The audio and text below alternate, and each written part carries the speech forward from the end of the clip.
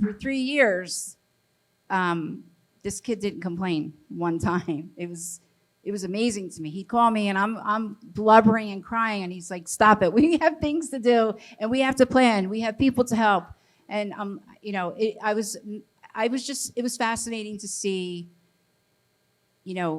just the mode that he went into to just, rally the people that he was in there with. And so I'm very proud of him. I don't care what the media says about him.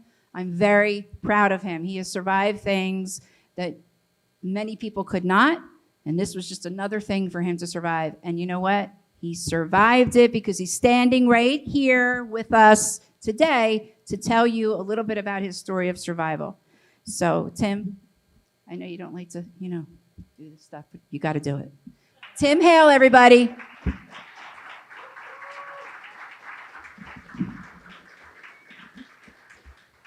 Oh, thank you. Power to the people. Okay. What am I allowed to say? All right. Oh, okay. Thank you.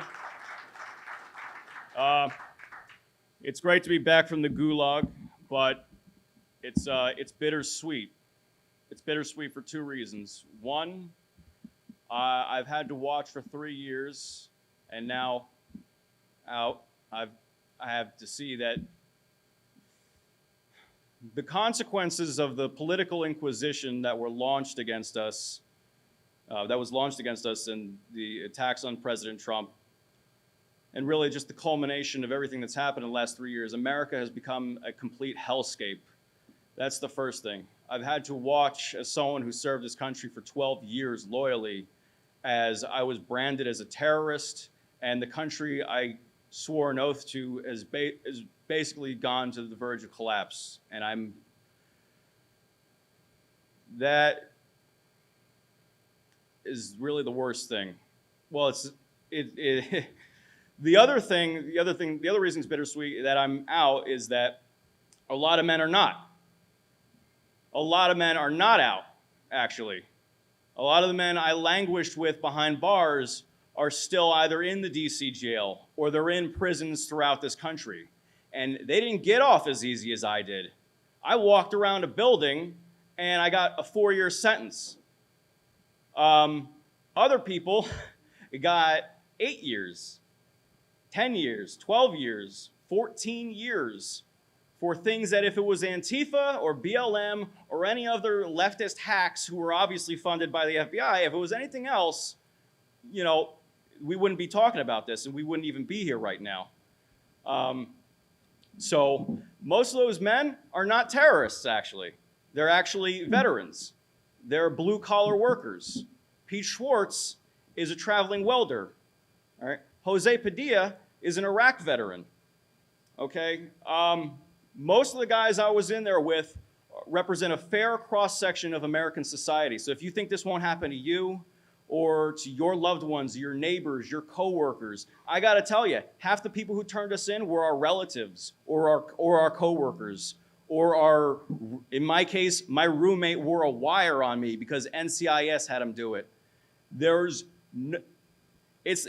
not the plot of a movie, unfortunately. It's like every dystopian film you grew up with in the 80s or 90s is coming true. And this is why Patriot Freedom Project is so important. Me, if I'm being realistic, yeah.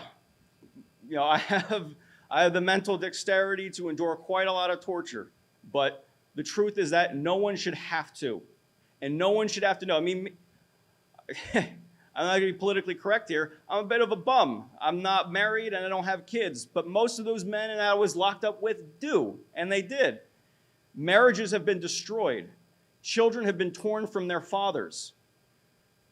And it's not cool. It's like it's actually, and for 3 years, it's one, I understand that the media lies about everything. And so many Americans, good Americans, just haven't known what the real story was. They didn't know we were entrapped by the FBI or by Ray Epps or any of these these three-letter agencies. They didn't know. I didn't know. I went to listen to a Trump speech. I didn't know that a half hour before I showed up to the Capitol, a bunch of people knocked over barriers. I didn't know that.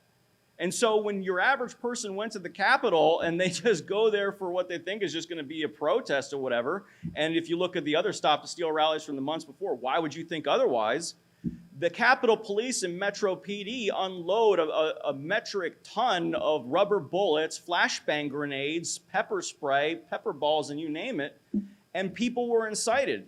And I'm not going to say for 1 second that every officer that was there was a bad person. A lot of them were just doing their jobs, but we have body cameras now showing they thought they were set up too. Now the cameras are coming out, and they're saying they set us up. They set us up. Well, who is they? The Capitol Police answered to Nancy Pelosi, and the Metro PD answered to Mayor Bowser. So who set them up? Trump offered support, and so we were all set up. The Capitol Police, though, they were unprepared, and a lot of them didn't even know how to use their own equipment. A lot of the injuries for the Capitol Police and the Metro PD were from their own equipment because they sprayed themselves. They didn't even know what they were doing. And a lot of them were also, unfortunately, reacting to agitators in the crowd. I go back and I look at some of the discovery, and you know what I see? Feds. I see feds who are dressed in plain clothes, who are all along the bike racks, agitating, trying to get the cops to attack people. And when it happens, guess what? They throw a flashbang grenade in the middle of the crowd. They're not targeting specific people or agitators. They're actually targeting civilians. And I can tell you, I was a combat lifesaver. Anybody who's in the military probably does combat lifesaver. A lot of us jumped into action just to help people. I never raised a fist against anyone, but I was mad. A lot of us were mad.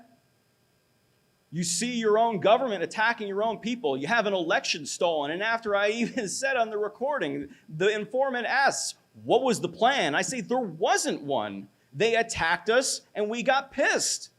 And that's the truth. And it's on the record, and they're still arresting people. They're still ruining people's lives. They're still destroying careers. People are losing their homes, and they don't give a damn. And I say, a lot of us joked in the DC jail, if Kim Kardashian can get people out of prison, so can our government. Why can't our politicians do it? They don't care. Unfortunately, there are a couple who've spoken out, but that's not enough. And the truth is that, yeah, the Democrats want, and I'm not trying to be political here, one party wants to use the insurrection narrative. The other party wants the political prisoner narrative. That's why it's not going to stop. It's an election year, and they're all using us. And that's why a foundation like this is so important, because we might not have political power, but together as families and concerned citizens, we have the ability to help those who are languishing. We can try to help them find attorneys. We can try to get them commissary funds. We can try to make their families more secure, pay their bills, whatever the case may be. I was a union representative. When I was arrested, I was working as a naval contractor for the base I was living on, and I was the union rep. So whether it was in the Army as a sergeant or an NCO, whether it was in the Navy as a union rep, my life was based on falling on a sword for other people. I was always organizing people together to deal with the burdens of oppression. And this is much contrary to the narrative that's been made about me being, the devil. But the first thing I did when I got in that jail, when we weren't in solitary confinement for 23-1, was to try to unify the men in there that I knew that were solid. The guys who weren't Antifa, the guys who weren't snitches, the guys who weren't feds, the guys who weren't ratting on their co-defendants. I went out of my way to get the men together who needed to get together so that they would have a body of support in the jail.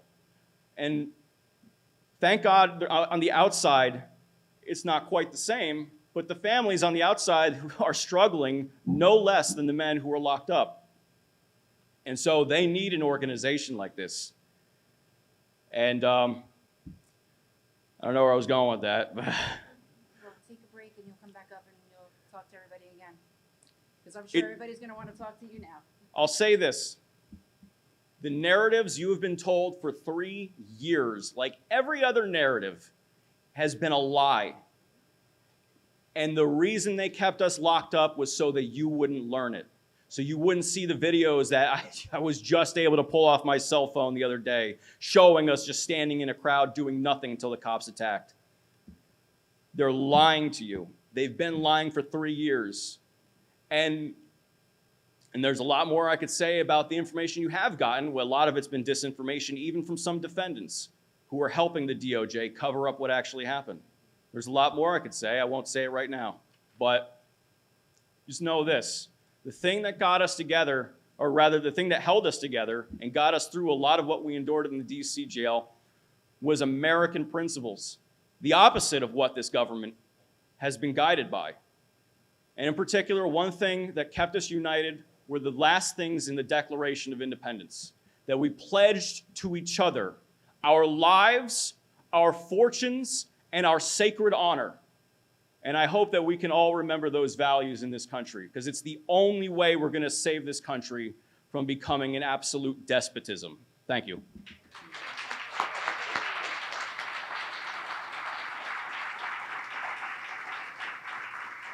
Some terrorist, huh? That's your terrorist right there. It's unbelievable. Unbelievable.